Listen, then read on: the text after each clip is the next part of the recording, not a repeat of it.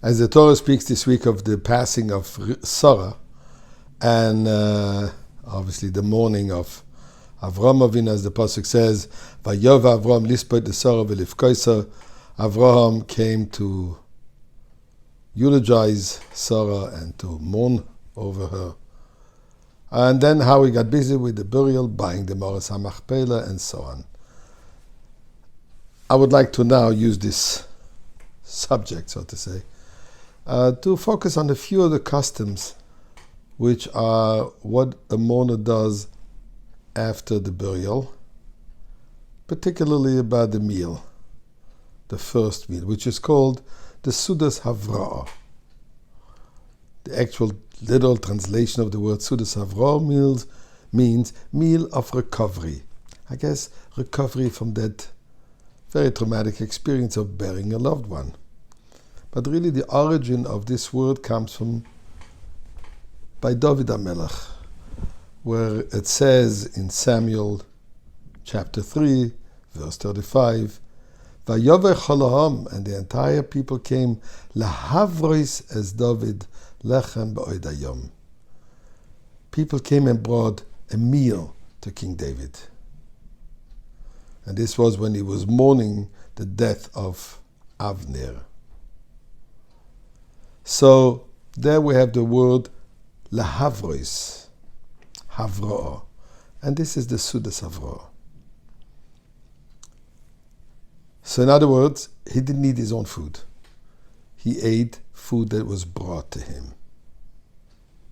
As is the custom today, someone, friend, family, who is not mourning, will bring a bagel, a hard-boiled egg, or some lentils, and we'll see soon why. But where's the origin of it? That has to be from others. And in fact, this we find in the prophet of Ezekiel.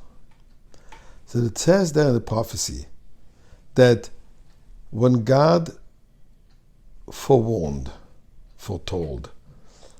Ezekiel, Yecheskel Hanavi, about the destruction of the temple, he also informed him about the imminent passing of his wife.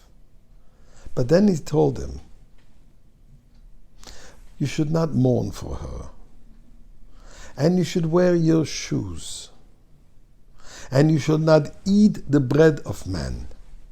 I'm not going to discuss now the issue of what happened there, but just here we see that part of the expression of mourning is what?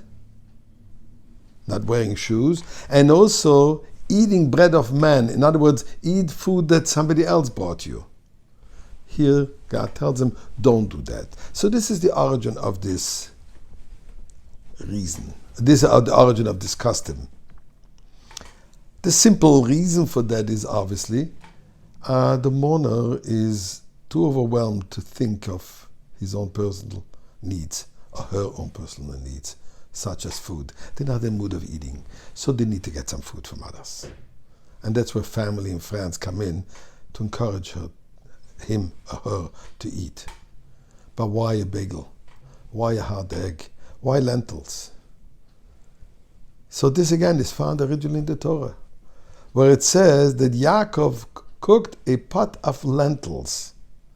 And our sages tell us that he prepared this for Yitzchak because he was sitting shivered, he was mourning the passing of his father Avraham.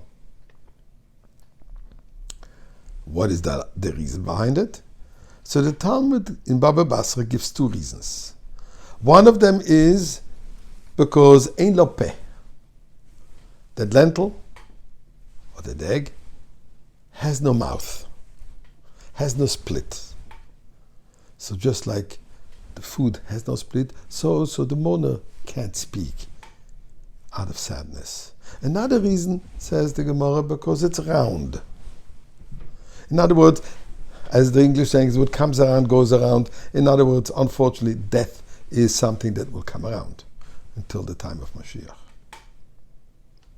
And the Gemara discusses, why do we need two reasons? What is the difference between two reasons? And the answer is because if we go according to the opinion, because it has no mouth, this is valid also for an egg. But if it's supposed to be round, an egg isn't round. Yet the custom is to give an egg, hard-boiled egg, and the same reason is also for the bagel, and not because it's holy, but because the concept of it being round. But here is an important point. An egg seems to be a complete food item, yet the real purpose of the egg is what? To lay chicks, to give continuity, to give birth to something else. So we say the following: although that now it looks like an egg, it's the conclusion, it's a complete thing. No, but ultimately it's going to be fulfilling what the verse says. The time will come where God is going to wipe off the tears. There won't be no more death. That's where the egg gives future life. May God help us. This should happen now.